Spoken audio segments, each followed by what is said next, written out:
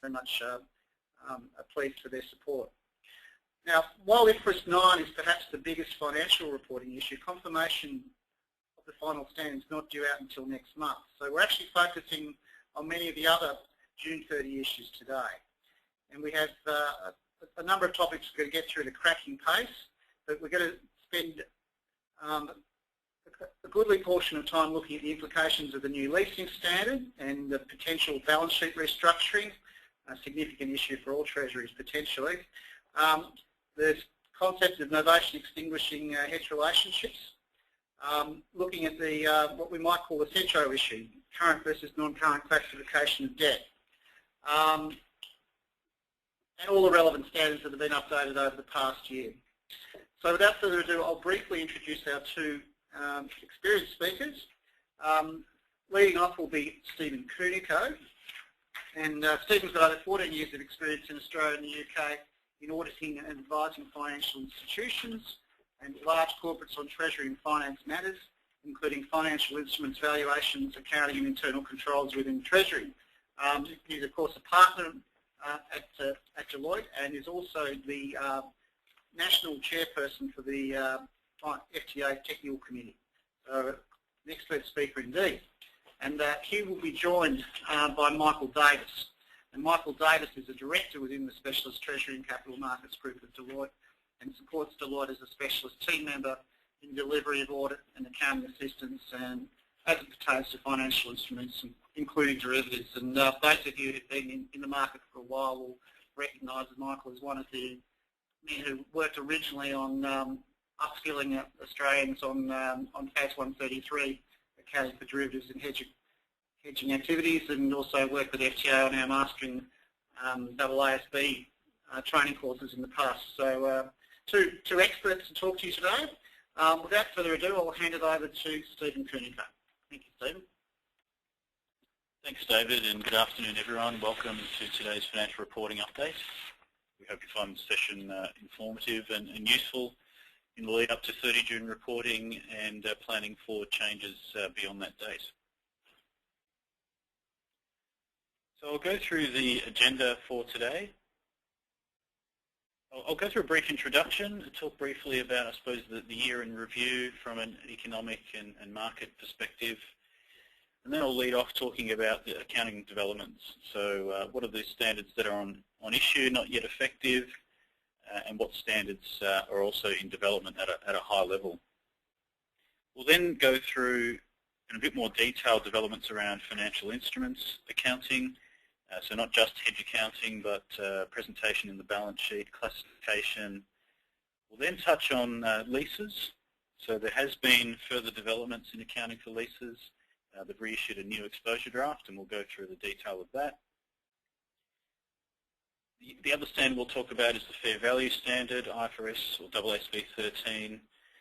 And we'll briefly touch on hedge accounting, novation of derivatives, some more detail around hedge accounting, and then wrap up with some common financial reporting issues relating to corporate treasurers, the sorts of issues we see come up time and time again. So just a brief introduction. So what has 2013 had in store for us? So in terms of international observations, I guess we're still feeling the after effects of the GFC 5 years later. For a while there, China, or in general Asia, had been sort of carrying the global economy, although of late there has been a bit of a slowdown. You know, some weaker signals coming out of China is having some ripple effects. Europe is still in the doldrums, so this year we saw Cyprus get into strife, and that sent some shockwaves through financial markets. Japan, so they're feeling the effects as well, and you know, manipulating their currency and trying to stimulate growth. The US does seem to be coming out of this. There's some mixed signals, but it does look positive, and definitely in the last month or so, there are some signs coming out of the US that they're improving, and that's had interesting effects on the Aussie dollar. Domestically, so what we've seen is, I guess, in line with where China is at and the signals coming out of there, commodity prices falling. Interestingly, we had falling commodity prices but still a very strong currency, so typically we see a bit of a correlation between our currency and commodity prices, but that broke down. I suppose in the last month the currency has come off a little. We did have a two-speed economy, but are we actually in a situation where the east coast is flat, but also on the west coast the mining boom is it finally coming to an end? From a political standpoint, obviously the election was announced, and that's due to happen in September. So that has had an effect. If the coalition gets in, will they roll back the carbon tax, mining resource rent tax, and super changes? So a lot of uncertainty politically. And then the currency. So it started below parity and quickly shot up above parity for most of the year. And people were starting to get used to this new normal of the Aussie dollar being above parity. We've seen more recently the effect that that's had on the manufacturing sector. But of late, it's come off below parity again. So it's anyone's guess where it goes from here. And then finally, from a regulatory perspective, so Basel III in the banking world, so that is now having a bit of an impact from a banking perspective, and we can see some impacts on derivative pricing as a result of that regulation. The Dodd-Frank Act in the US and OTC derivative reform. So ASIC, as part of Australia's commitment to financial markets reform, have also issued discussion papers around derivative reform. And finally, IFRS change, so a lot happening in terms of accounting change.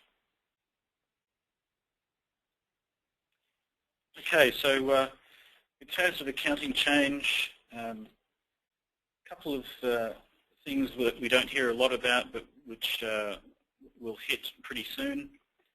So in terms of offsetting financial assets and financial liabilities, there have been some slight tweaks as to how you present financial instruments, in particular derivatives. Should they be presented gross or net? And to the extent that they are presented gross or net, if you have netting arrangements, certain disclosures are actually required, which you didn't have to do before. And from financial instruments classification and measurement, so AASB 9, the first phase of that has been out for a while.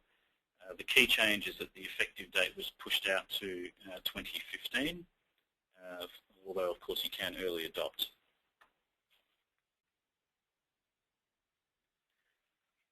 So for, I guess, December 13 year ends and June 14 year ends, these are the key accounting standards to be aware of. So the top left corner there, AASB 10 consolidated financial statements. So that standard will apply for this year. And from a corporate treasury perspective, you might be wondering, well, why am I interested in that? The way in which you think about which entities are controlled and are part of the group has changed. So from a financial reporting perspective, if you think about your consolidated group, okay, what risks do I need to manage from a group reporting perspective? It's worthwhile just paying attention to, well, which entities are now either no longer part of the consolidated group because the new standard says you don't control them, or vice versa, that they were not part of the consolidated group but now have to be consolidated. So what risks are leaving or joining the group from a reporting perspective? Similarly, joint arrangements. So to the extent you have joint ventures, this new standard brings about a change in the way you think about joint control. At a high level, to the extent you were doing what was called proportionate consolidation of a joint venture, so picking up 50% or whatever your interest was of the assets, liabilities, revenues and expenses, that has been done away with to a degree, in that if you simply have an equity interest, then you can no longer proportionally consolidate, you have to equity account, so it really is one line accounting. And in the middle there, AASB 12, so there's a hell of a lot more disclosure required if you have interest in other entities, particularly off-balance sheet entities. And where this could get complicated from a data collection reporting requirement is you are now required to disclose a hell of a lot more about entities you have interest in. You don't necessarily consolidate them as part of the group, but you do have to provide a lot of disclosure about interest in those. And along the bottom, we'll talk about in a bit more detail fair value measurement. So that will have a significant impact on the way you think about fair valuing financial instruments, particularly derivatives. And as I mentioned before, offsetting. So together with the change in the presentation of financial instruments, there's also now new disclosure requirements in AASB 7.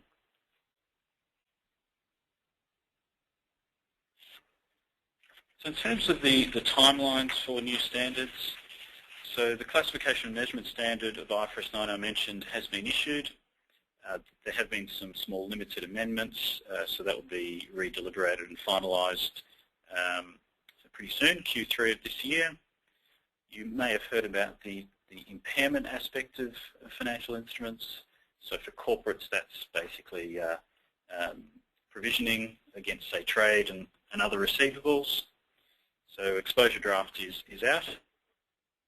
Hedge accounting, which we have been talking about for a long time, was split into two. So you had general hedge accounting, and we do hope that the final general hedge accounting standard will be issued in Q3. Some have heard that it could be as early as July, so that's very close. Leases, which we'll go into a bit more detail. So that, if you recall, there was an exposure draft issued to bring all leases on balance sheet. The ISB and the US standard set of FASB have been looking at responses to that exposure draft, and as a result of that process, have reissued a new exposure draft that has taken into account all the comments and questions. And so they issued a revised exposure draft in May. Comments are due in September. However, it's unknown at this stage when the application date might be.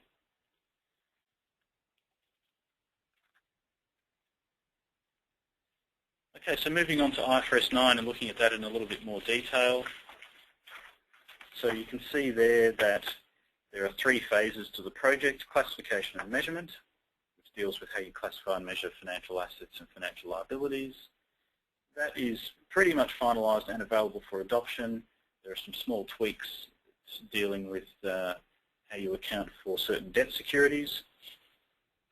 Hedge accounting, as I said, we're getting quite close.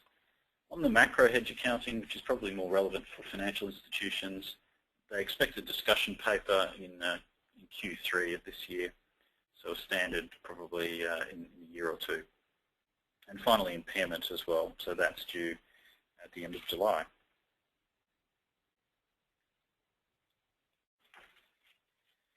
Okay, so just moving on and looking at some of these developments in a bit more detail. So the standard that deals with how you present financial instruments, whether you show them net or gross, that was amended slightly in AASB 132.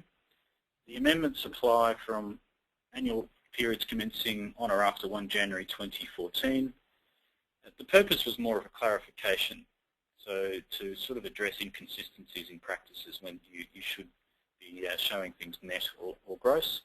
As a reminder, the way the rule works is if you have two financial instruments, you can only present them net if you have a legally enforceable right of set-off and that you actually intend to settle net with the counterparty. So, for example, you may have what's called ISDA master netting arrangements with your derivatives. Now, the reason why you can't show derivatives net if you have an ISDA master netting arrangement is you actually don't have the legally enforceable right to set them off unless either party defaults. So that's the key difference, or the key factor in ISDAs, that even though you can net in default, you cannot show them net on the balance sheet. So that hasn't changed. So overall, we don't expect any real change in practice in terms of the way you present financial instruments and derivatives. However, they did also introduce new disclosure requirements relating to netting, and that's been brought in through AASB 7, the Financial Instruments Disclosure Standard. So irrespective of whether you actually do show financial instruments gross or net, to the extent that you have contractual arrangements which would allow netting or offset in certain circumstances, you are now required to disclose the details around those netting arrangements. So really what it's trying to do is get you to show what are in effect, the credit mitigation arrangements you have in relation to your derivatives. So even though you might have a lot of derivative assets and derivative liabilities on the balance sheet, if in effect you could net them off in default, they're asking you to show that from a disclosure perspective. Also, if you have collateral arrangements, they're also asking for more detail around that from a disclosure perspective as well. So that's probably something to look out for. At some point, finance will come asking for the details of all your credit mitigation arrangements in relation to your derivatives.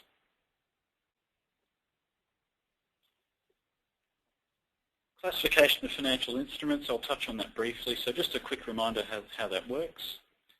So in relation to financial assets, you can classify your financial assets, if you look at the third column, as either amortized cost, fair value through other comprehensive income, or fair value through P&L. Now, to classify financial instruments at amortized cost, basically you have to have a look at your business model.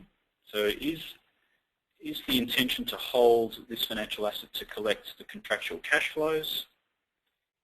And also, in terms of the actual instrument itself, it has to be a basic principal and interest instrument. So it's only really plain vanilla debt instruments where you intend to hold to collect cash flows that can be classified as amortized cost. The new classification that will be introduced is if you have, say, a debt security or a debt instrument and you're holding it to collect the cash flows, but you also have the possible intention to sell it, so if you're holding it for liquidity purposes, then you would classify it as fair value through other comprehensive income. All other strategies, so if you basically hold financial assets for trading, or if the financial asset is a complex instrument with embedded derivatives, then that would be entirely fair value through P&L.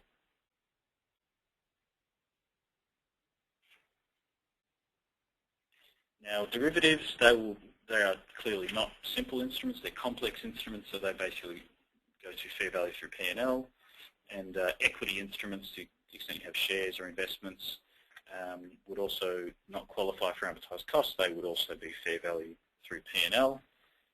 There is a small exception that you can go fair value through OCI for certain equity investments if they're not held for trading. Okay, so moving on to leases. So as I mentioned, there was a revised exposure draft issued in May, and comments are due September 2013. I guess the highlight from this is that there is still a strong intention, and this is what the exposure draft says, that all leases will come on balance sheet. The only exception is if the lease is short term. So if the lease has a term of 12 months or less, then it will still be treated as an operating lease or a rental, but anything with a term longer than 12 months will come on balance sheet. In terms of the effective date, I guess the initial feedback is it's 2017, 2018, so still a few years off yet. But depending on how significant your leases are, could be quite a lot of work to affect the change. Okay, so what is the model? So we still have, as I said, this concept of having all leases on balance sheet. But what they've done to address some of the concerns was to split leases into Type A and Type B leases. So if you're a lessee and you have what's called a Type A lease, where basically the asset that is subject to the lease is consumed over the lease term, such as property, plant and equipment, then as a lessee you book a lease liability, being the present value of the lease payments, and then an offsetting right of use asset. Now if it's a Type A lease, you would amortise the lease asset or have depreciation or amortisation expense, and on the liability side you'll have interest expense recognised at the effective interest rate. So they will look very similar to our current day finance leases. If you are a lessor, so if you own an asset that you're leasing out and it's a type A lease, so it's an asset that's consumed like motor vehicles or equipment, then you would book a lease receivable, being the present value of the lease payments you expect to get. And to the extent that that lease receivable, there's a difference between that and the actual carrying out of the asset you're leasing out, you will be left with what's called a residual asset. And so from an income statement perspective, you have finance income on the lease receivable.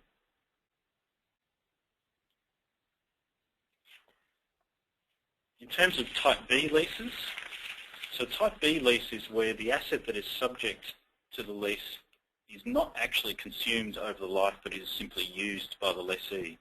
And the basic example here is around property. So if you're leasing a floor space or leasing a building, the presumption there is that because a key feature of that asset is land, which is not consumed, then that is what's called a type B lease. So the balance sheet is still the same. So as a lessee, you still have to book a lease liability and a right of use asset for that property lease as a lessee. However, from an income statement perspective, you still show the building rentals as rental expense on a straight line basis. So all that really does is grosses up the balance sheet. It doesn't actually change the P&L profile at all. And from a lessor perspective, basically here, if it's a type B lease, there is effectively no change. So if you're a lessor and you have a building that you're renting out, you simply continue to have the building on your balance sheet, and you'll have rental income and depreciation of the leased asset. So from a lessor perspective, really no change.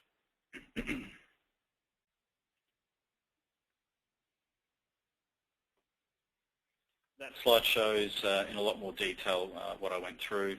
And just a reminder that there is still that short-term election. So if the lease is definitely no longer than 12 months, then it's effectively no change. So you don't bring it on balance sheet.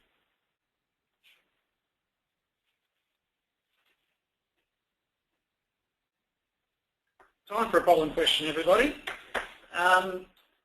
Questions, I think you'll see them on the screen. What impact will on-balance sheet lease accounting have on your business? So just heard about some changes there. Will there be less use of operating leases as a form of finance?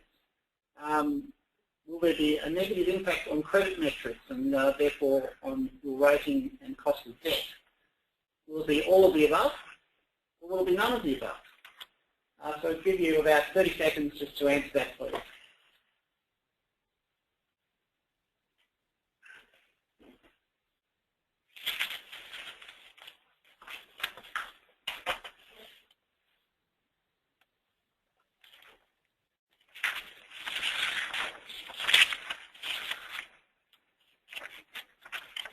Okay, I think we're done.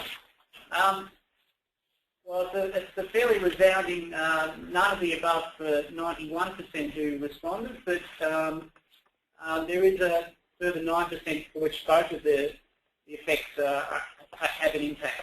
I'm not sure if that's probably not as broad an impact as I suspect we anticipated. But we'll hand over to Michael Davis, who might get a comment, or might just keep going with the rest of the discussion. So over to you, Michael. Okay, thank you. I'll keep going with the discussion, and we're now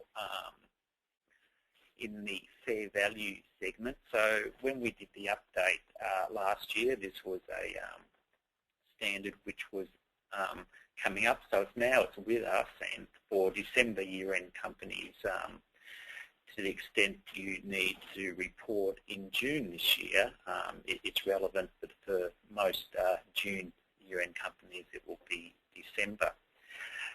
The structure of the standard is as such that it defines fair value. Previously, fair value was defined in the individual standard, so now there's one central area where we go to for fair value.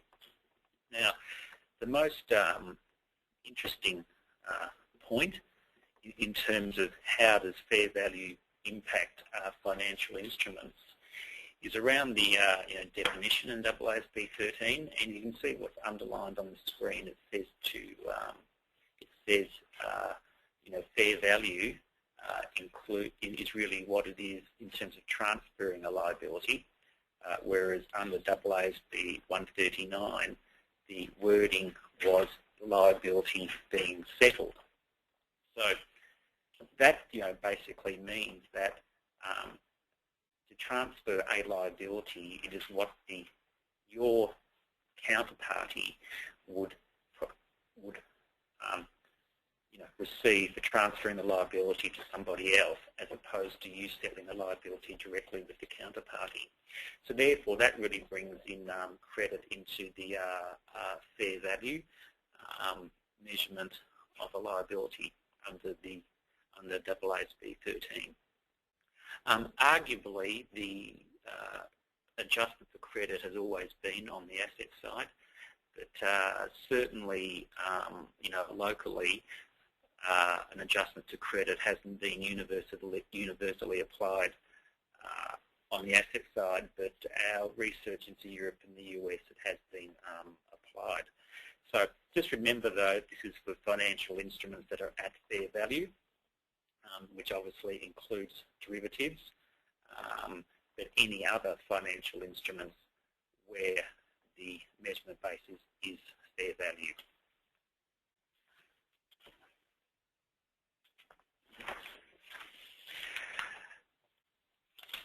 So again, just to focus on financial instruments in this area, because the standard makes reference to fair value for both non-financial items and financial items, for the corporate treasury environment, there's probably not a lot of new items which are relevant because you're already doing fair values based on market practice. So a lot of the wording may be for non-financial items, for example, where it talks about the price in the principal market.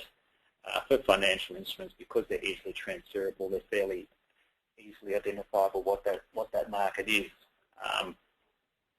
e.g., futures contracts, etc. You know what the principal market is. Whereas some of the wording, may be around for the non-financial items, and like geography-based, transportation, etc., which may come into consideration.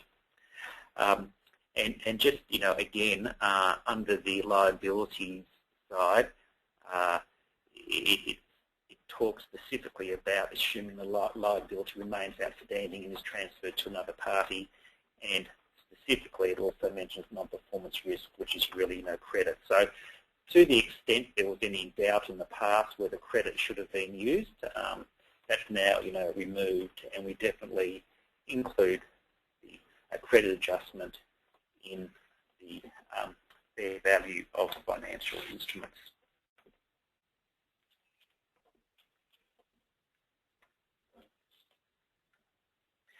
There's two acronyms which are extensively used when discussing credit adjustment, and they are CVA and DVA. So whilst they are both adjustments for credit, CVA being the credit value adjustment is basically the credit that you apply to reduce the value of an asset, on the assumption that the asset is first at basically a risk-free rate, and because there is always some risk, then the value of that asset is reduced. And secondly, DVA, and that's the adjustment which is applied to the liability. So therefore, on the liability side, if it's initially valued at a risk-free rate, then it's adjusted to take into account the credit risk on your own liability. So basically, it's a debit to the liability, so it reduces the liability. Okay, so measuring the credit, there's no prescribed way in the standard that's specific to measuring credit. It really falls under the general rules of how do you determine fair value. And fair value is really what market participants would do in determining the fair value. So it sort of falls in that ambit of how market participants would value the financial instrument, of which would include credit. Some of the methodologies then, and I'll go through it as I've probably sequenced in terms of the simplest to more complex. The first one is the fair value method, and that basically takes the nominal cash flows on the instrument, but then they are discounted at a rate which reflects the counterparty credit rating if it's an asset and own credit rating of the liability. So this is easier to implement. I suppose some of the questions which actually apply to all of these issues is, well, what is the risk-free rate? What is the credit spread? There's some more the practical issues. And where do these credit spreads come from? But essentially the methodology is discounting the cash flows at a rate which reflects the credit of either yourself or the counterparty. Then stepping up from that, the next method is potential exposure, and a lot of companies may already look at this type of thing in terms of assessing credit, because it's not only the current fair value, but there is a potential for that fair value to move, and so therefore it's incorporating the potential for that exposure to increase or decrease over the remaining life of the derivative transaction. So it's a little bit more complex because you start to introduce optionality into how the prices could move. The third method is an actual probability of default model, and the main inputs into that are the probability of default, the loss given default. So if there is a loss, basically saying, well, what would I then recover? And the exposure at default, which may include the potential exposure as we went through. So this is far more sophisticated model, and and in practical terms, perhaps really financial institutions and the larger corporates may be more at this end of the scale in developing a model to measure credit. And like in this overhead halfway down, it says includes consideration of collateral and netting. So therefore, to the extent there is collateral and there is netting, you may want to include that in the equation, and that applies, to the first two approaches as well. And I'll explain the portfolio and netting a little bit later, which is where we are now. So what the standard allows is that even though you may have individual derivatives with the same counterparty, and one is in an asset position and one's a liability position, it says that, well, if you manage those risks on a net basis, well, therefore, you can also measure the credit risk, on a net basis. So what we have here is an example where we've got two counterparties, the first counterparty and the second counterparty. The first counterparty has two transactions, or a number of transactions. So instead of measuring the derivative asset at 120 separately and applying an adjustment and the derivative liability of 70 and applying an adjustment on that side, you can just apply the credit adjustment to the net asset position of 50. And in the second counterparty, you can just apply to the net liability position of 115. So having done that, and I just make the point that you are permitted to do that, you don't necessarily have to do that, is that once that CVA or DVA has been calculated on a net position, it then needs to be allocated back to the individual instruments, which is inherently complex, and again, there's no specific way that the standard says how it's allocated back to the individual transaction, other than it must be done, I think the words are on a reasonable and consistent basis. what we have observed in other jurisdictions is the following three ways of doing the allocation. One is the relative fair value of the derivative. That's how you would allocate it back. The second method is the DVA or CVA of the individual transaction and its relative and its relativity. And thirdly, a marginal or incremental approach where you basically do the first one as if it's a sort of standalone, work out the DVA, CVA on the portfolio, then add the second one, third one, fourth one, etc., and you incrementally build up what each new transaction adds to that calculation. And again, you can see in that sort of start at the least complex, it becomes fairly or quite complex under that. A point to remember is that CVA, DVA may be worked out on the transaction level, that's the actual transaction with your counterparty, or it could be worked out on a portfolio basis.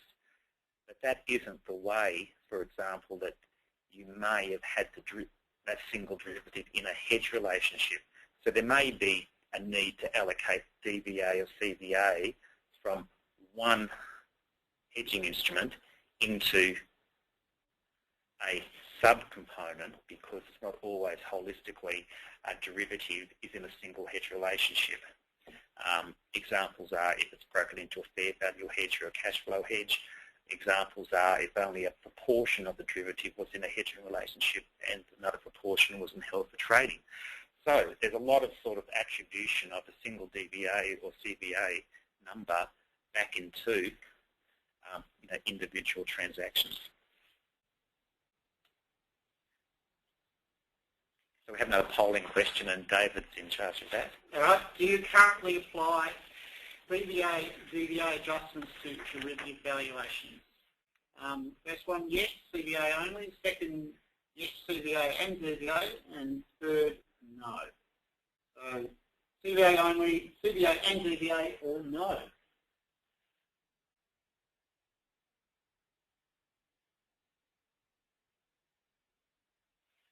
Okay, so it seems the majority of no, and I think we would expect that because currently we're pre-June 30 and it only applies to December year ends. So no, we expect to be in the majority, but hopefully by the if we run the poll again in 6 months' time, it'll be yes to both. But certainly, in between, you can see how complex it is, or potentially complex it is. So I suppose the implementation of it should be managed, so there's no sort of surprises at year end. So with the hedge accounting, let's just look at the impact on hedge effectiveness. This diagram, basically, what it's showing is obviously these spreads from the swap rate to the let's say various categories of credit, AAA, A, BBB, etc. And this is something that's just very simple to say, look, okay, if all the if the hedging instrument matched the hedged item, what would be the impact of credit in the hedge relationship and how it impacts the hedge effectiveness test? So on a single cash flow, so if we're at year 8, year 9, year 10, and the credit margin was 3%, you're basically introducing 3% per year into the hedge relationships in effectiveness, and so you can see it could fall out quite easily at those long-dated transactions.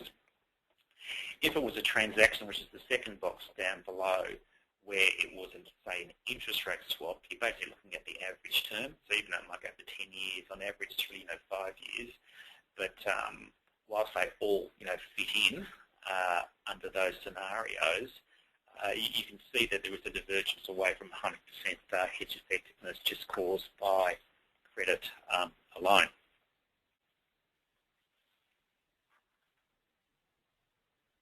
And I think that then becomes fairly obvious then that the hedge, in the hedge relationship, credit will have an impact. So if you're doing cumulative dollar offset, you'll see it straight away. Regression-based testing, you need to think about that because as to whether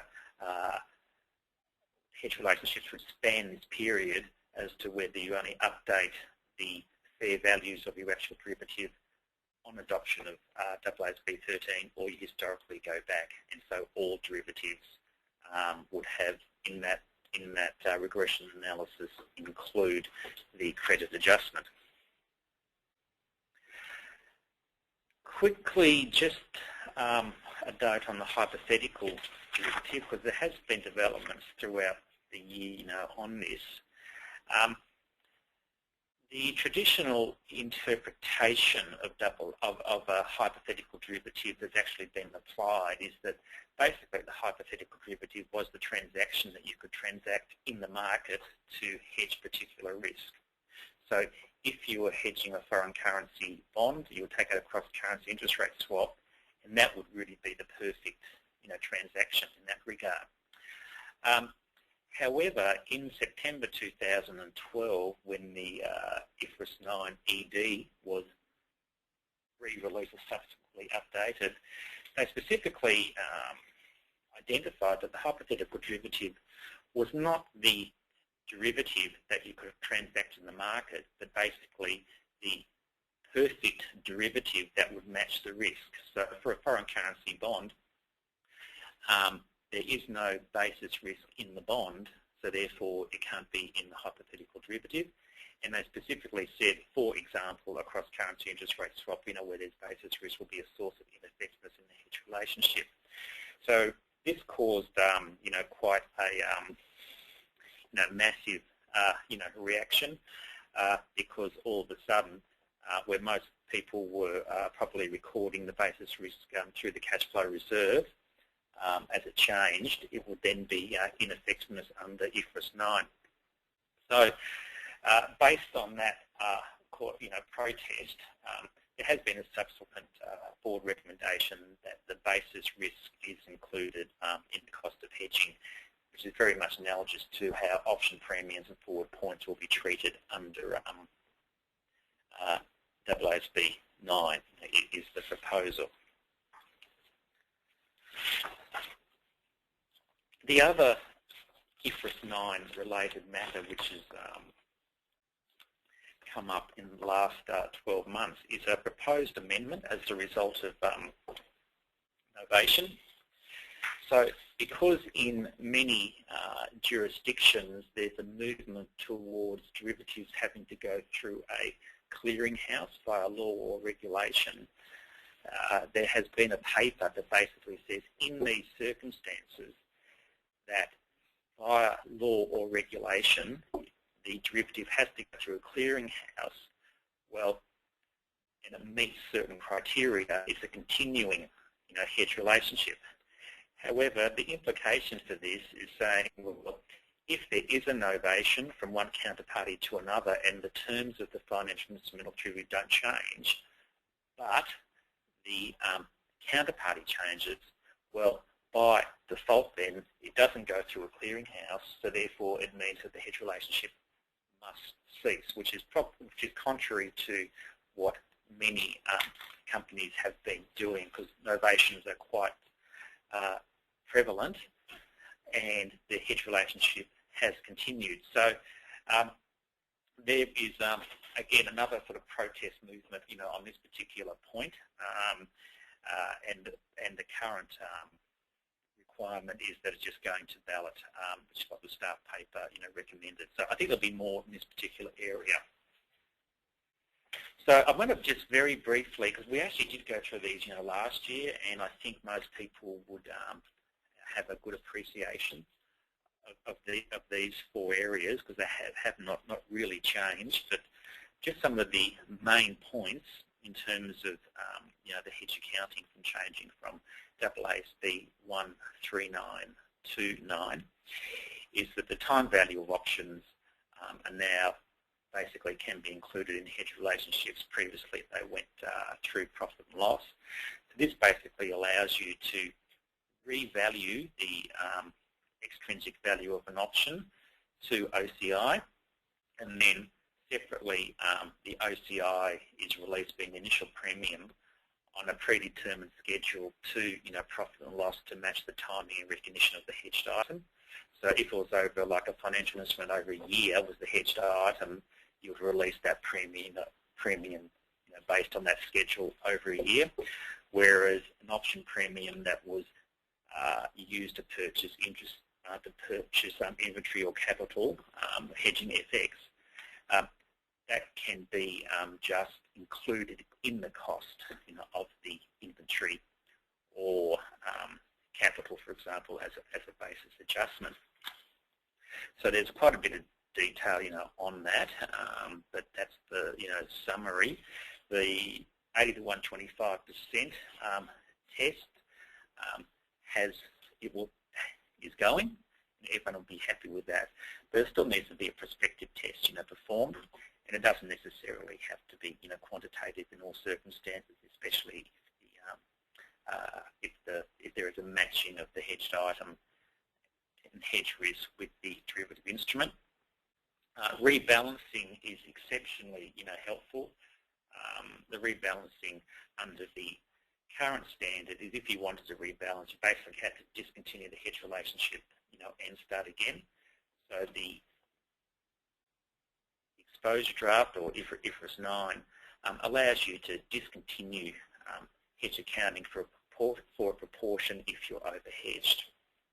And it also allows you to adjust the ratio if there was any movement in the expected ratio between the reference on the hedged item and the reference on the derivative instrument doesn't occur, as expected. And finally, the big point that a lot of people would also be happy with is around derivatives as hedged items, because currently, when there is a mismatch between the maturity date of a cross-currency interest rate swap and the maturity date of an interest rate swap, it is very difficult to put in the hedge relationship because the cross-currency swap cannot be the hedged item, and so the interest rate swap can't be hedging synthetic Australian debt in this example. You really want to combine the first part of the currency swap with the interest rate swap, but you can't bifurcate the cross-currency swap. So that's really problematic.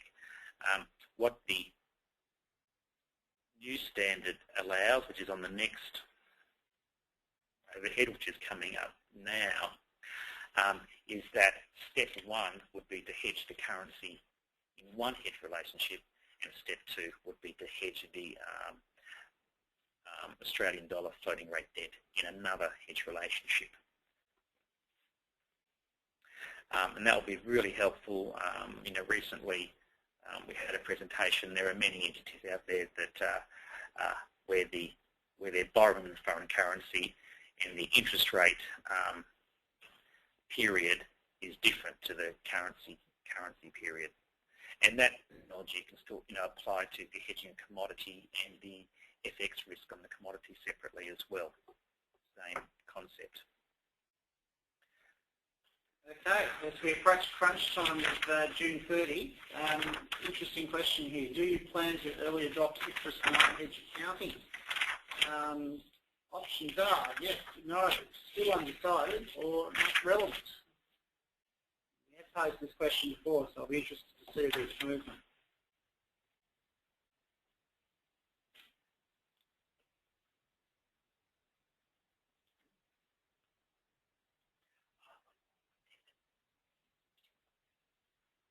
Okay, we've got the same proportion voting each time, it would seem, so we'll stop it there. And we can tell you that roughly 50% said no, 30% undecided, 10% not relevant, which means just 10% will be definitely early adopting. There might be a bit of sample bias, but that's actually lower than the what we received for a webinar earlier this year. I guess as more details come to light, or as the detail you're expecting hasn't come yet to light in confirmation, then people are delaying their early adoption. Okay, so thank you, Stephen Trunico, now for the final session on common financial reporting issues related to corporate treasurers. Okay, thanks, David. So up to the home stretch now. So I'll be going through, I suppose, some common issues current and non-current classification of liabilities, accounting issues when you modify your debt arrangements, foreign currency accounting issues, and finally debt versus equity classification. So the current and non-current liability classification issue, which is sometimes known as the Centro issue, received some renewed focus as a result of that. In terms of the definition of non-current liability, the key word is around unconditional right to defer payment. So you can only classify something as non-current if you have that unconditional right to defer payment for at least 12 months after the balance sheet date. So to the extent that you've, for example, breached debt covenants, those debt covenant waivers must be in place before the balance sheet date. So it's not sufficient to actually have the waivers in place after balance date but before your report. If that happens, you still have to classify as current. And so really here it's about looking at your debt agreements in detail and really understanding them. So and the question here is, what rights do the lenders have? So if they have, in effect, if they have the ability to pull your funding for any reason, then clearly you don't have the unconditional right to defer. And so you would classify as current. Now I would say that's not very common here locally, but interestingly in some parts of Asia, the banks do have this right to pull your funding at any time. It's in the fine print. And so it's something to watch out for. And of course there's always interpretation issues around the legal impact of debt covenants. So if you look at your debt covenants, in a way they are conditions. So it does raise the question, do I actually have the unconditional right if I have to comply with debt covenants? And the answer to that is that doesn't necessarily mean you do classify as non-current, but it's very, very important to understand all of the legal terms and conditions in your documents. And finally, more of a practical question, who is actually working out the current non-current classification? Is it actually the responsibility of Treasury to understand the legal agreements and the accounting implications, or is it left to finance? And if it's left to finance, do they actually truly understand what's in the agreements and what the impact is? So it's probably something where both Treasury and Finance need to put their heads together, pull the documents out and make sure that the classification is appropriate. That's a really interesting segue into our next polling question, which is also related to a survey that Joe will be putting out on the Centro issue and how it may have impacted on risk management decisions. But specifically here we're asking about current or non-current. The bank can terminate the facility in 6 months' time following a credit assessment due in 6 months. It is determined by the bank that the entity's credit has deteriorated. So, is your bank facility current, non-current, or you're not sure?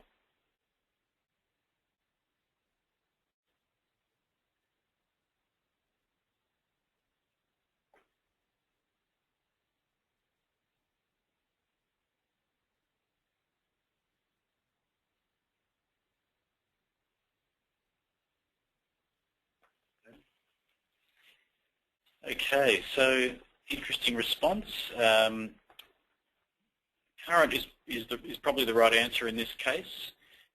What's important to understand here is if the bank states to you up front, these are the precise criteria we're using to assess your credit, and we will just assess you against this criteria. Or if it's linked to your actual rating, then arguably it's non-current. But if the bank basically has their total discretion to figure out, well, you know, how I can assess your credit however I like, it is totally opaque to you, and if for whatever reason I think, well, I actually don't like your credit anymore, and they can pull your funding, then yes, I would say it's current, because it is pretty much up to their discretion to determine, you know, how they're going to assess your credit, whether it's deteriorated or not. Because it may well be that your credit's deteriorated simply because you're in an industry they don't like. Yes. So I think current is probably the right answer there, but depending on the facts and circumstances, could be non-current.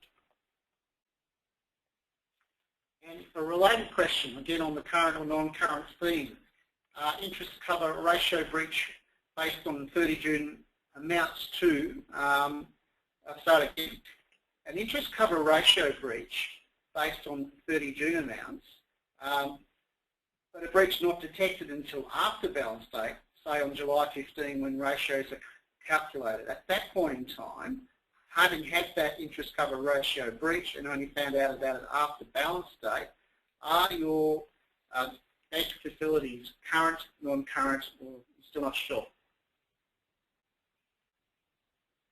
Other question.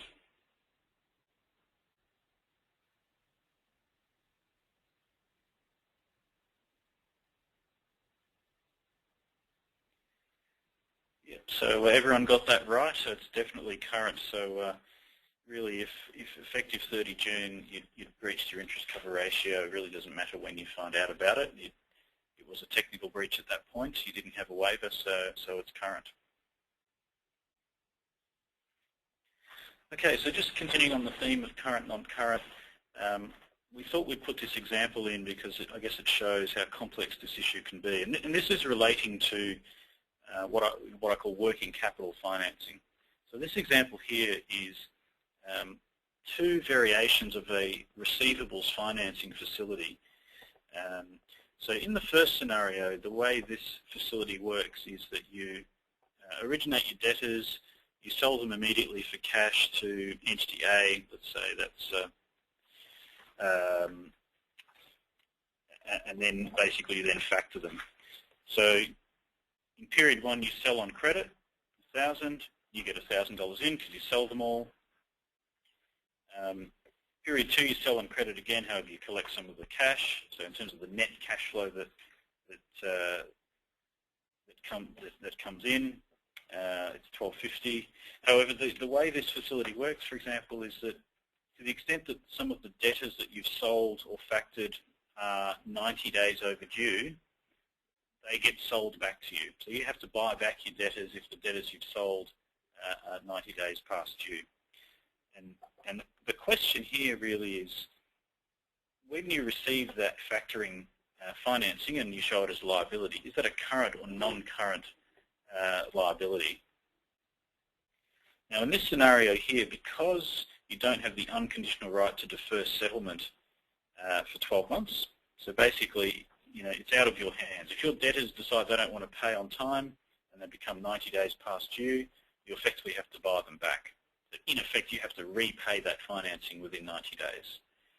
In this scenario here, the consensus here when this was discussed was it's current, which kind of makes sense because you're effectively factoring current receivables, and if they don't pay on time, if they don't pay within 90 days, you have to give the money back. So that seems a sensible outcome.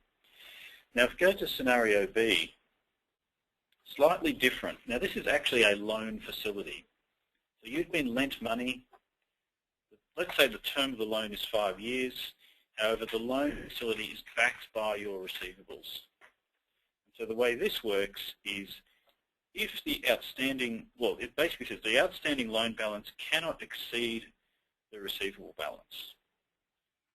So to the extent that your debtors don't pay on time, then that may not happen.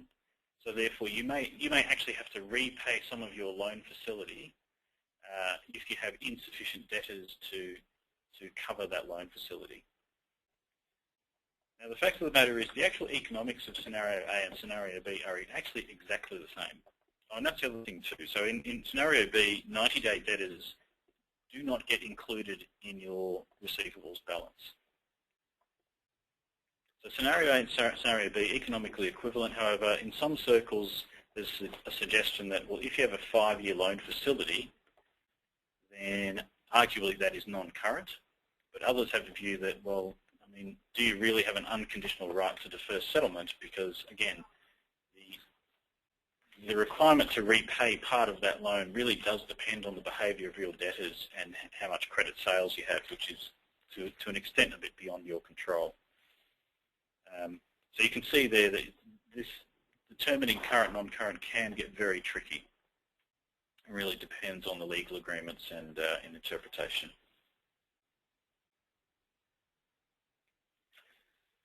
Okay, so just moving on to debt modification. I'll touch on this briefly. If you ever modifying the terms of your debt or swapping your debt for another debt instrument with the same counterparty, what does this mean from an accounting perspective? And the key question is, do you actually treat the debt as being the same debt? So if you're just modifying it, not substantially, do you really just have the same debt instrument, or if it is modified substantially or significantly, have you actually extinguished that debt and replaced it with new debt? There is a quantitative test, so if the present value of the new cash flows at the original EIR are at least 10% different from the current carrying amount, it's deemed that you actually have new debt. It could also be derecognised if qualitatively there are other substantial modifications. So if you replace vanilla debt with hybrid debt, or if you change the currency of debt, then that may be deemed to be a substantial modification. The key issue here, or the upshot, is to the extent that you have actually deferred costs as part of amortised cost in the original debt, or to the extent that the fair value of the new debt is different to the old debt, it can result in gains or losses on modification. So if you do have what's called significant modification or substantial modification, it can result in one-off P&L hits when you change the debt arrangements. So it's just something to watch out for when you're renegotiating your debt facilities partway through. Foreign currency. So a quick canter through here. So AASB 121 is the standard that deals with foreign currency. It defines what a foreign operation is and also defines functional currency. Now, we've seen a lot of mistakes being made here, so it's quite critical that when new entities are established, or if the markets in which they operate change, that you're always reconsidering what is the functional currency of this entity. So to the extent you have FX or foreign currency transactions, you then translate into your functional currency, and that can result in gains or losses. If you have foreign operations, then you'll translate those foreign operations into your presentation currency if that's different. But getting this right is really important, and understanding functional currency is critical, in particular around FX gains and losses and hedge accounting. So some of the accounting implications here. So if you have intercompany balances between parent and subsidiary, if the intercompany balance is in a foreign currency for one of those entities within the group, whilst the balance itself does eliminate, the FX gain or loss does not. So one thing that catches people out is that if, say, an Australian parent lends Aussie dollars to a foreign currency sub, from the Australian parent's perspective, they don't have a currency exposure, but from the sub's perspective, they do. So even though on a group-wide basis, the intercompany balance eliminates, the FX gain or loss does not. You can actually get hedge accounting as a result of that. So if you do want to hedge that exposure, if that subsidiary wants to hedge that exposure, the hedge accounting does survive consolidation. The other thing to consider is whether that loan to that subsidiary is actually in substance a net investment.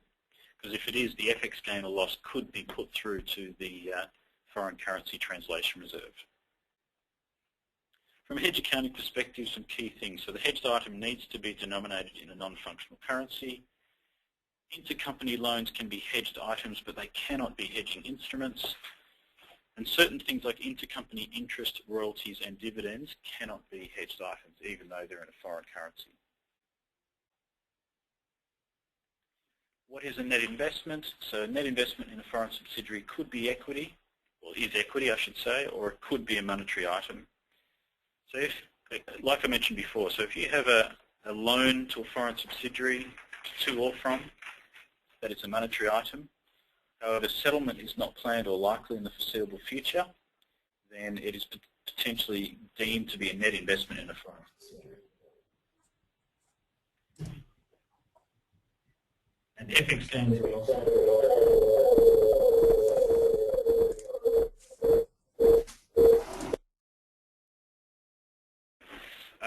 so FX gains or losses on net investments can go through FCTR.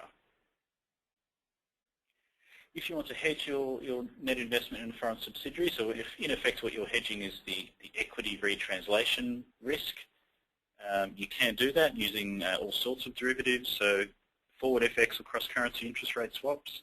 You can use foreign currency borrowings. And the other thing to note is pre- or post-tax designation as well. And just finally on FCTR, so again, FX movements on net investments go to the foreign currency translation reserve. To the extent you're hedging the net investment, the effective piece does go to FCTR after tax. And it actually doesn't get reclassified to P&L until you dispose or lose control of that foreign operation. In terms of repayment of intercompany loans, to the extent they're treated as in-substance net investment, the repayment of that loan does not necessarily trigger reclassification from FCTR to P&L. So I guess the high-level message there is FCTR accounting and hedging of that is quite complex. Okay, so just to wrap up, the final issue we see a lot from a corporate treasury accounting perspective is debt versus equity. So to the extent you've issued an instrument that is, say, legal form equity, it could be accounted for as debt. So the basic rule is debt is any contractual obligation to pay cash or to issue a variable number of shares. So the fact that your instrument is settled in shares doesn't necessarily mean it's equity. If you're settling by issuing a variable number of shares, it is actually debt. Equity, on the other hand, so that is a residual interest in net assets after deducting liabilities. Or if you have a contractual obligation to issue a fixed number of shares, then that is also equity. Now I've put these two examples here because it does show how something that economically looks and feels like debt can be equity and vice versa. So let's say we have a preference share, so it's legal form equity. However, it mandatorily converts to a variable number of shares in 5 years' time equal to face value. Now it's legal form equity, it gets settled with a variable number of shares, however that is actually debt. On the other side, so let's say we have a perpetual note, 7% non-cumulative coupon. Ordinary dividends cannot be paid if the coupon's not paid. The company has the option to redeem the note for cash at any time. However, if they don't redeem the note from year 6 onwards, the coupon steps up to 12%. Now, a couple of things to note. The company doesn't actually have to pay the coupon. It can choose not to pay dividends and therefore pay no coupon. Also, it doesn't need to redeem. It's into perpetuity. So even though the rate steps up from 7 to 12, they can elect to pay 12 at their discretion and avoid settlement. Now, the reality is that looks and feels like a 6-year debt instrument because no company is going to pay 12% if they can refinance at 7, and also listed companies in particular, if they're known for paying dividends, it's highly unlikely they're not going to pay a dividend because of the impact it has. But regardless of all that, this still, from an accounting perspective, can be shown as equity. So you can see there that you can get some counterintuitive results, but very, very important to consider all your instruments and whether they are debt or equity. Okay, we've reached the conclusion to the presentation. Still got most of the people online. I think we'll just call up the questions and Steve and Michael will go through them as quickly as possible. We've got we've only got a couple, so it won't be too long.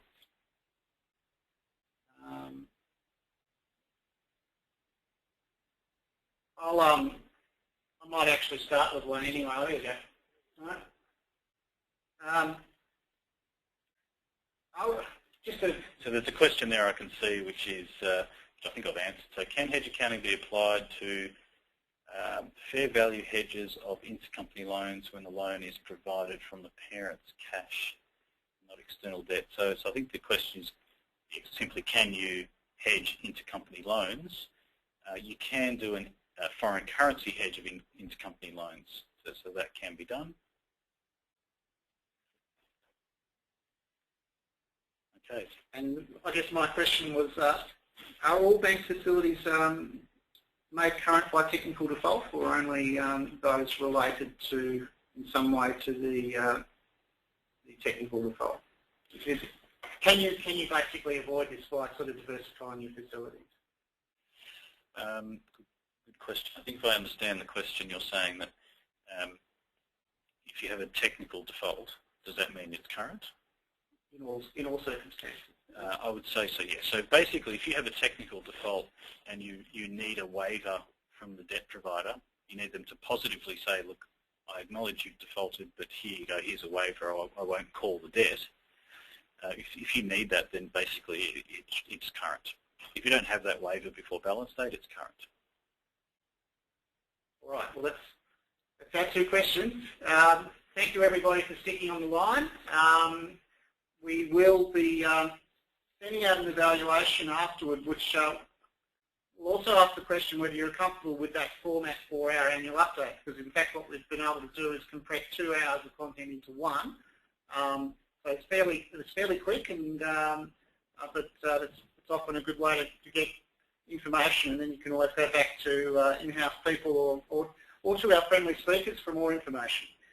So we do thank very much Stephen Kuhnekar and Michael Davis for today's webinar, and also for all the talks they've done around the country for us. Just a note about upcoming events. We've got a Optimising Banking Credit Rating Relationships session in Sydney on the 20th of June. I expect to be able to announce that we'll be running the Essential Treasurer in Perth in the last week of July. There will be IFRS 9 workshops in the 2nd and 3rd weeks of August in 4 states. They will be face-to-face. And we are planning a conference called The Fundamentals of Treasury Operations, which you'll be seeing marketing for very shortly, with a particular focus on middle and back office functions. So thank you all very much again. This webinar will be available to you to listen to again, and will be sent to you via email in coming days along with that survey. Have a good day. Cheers.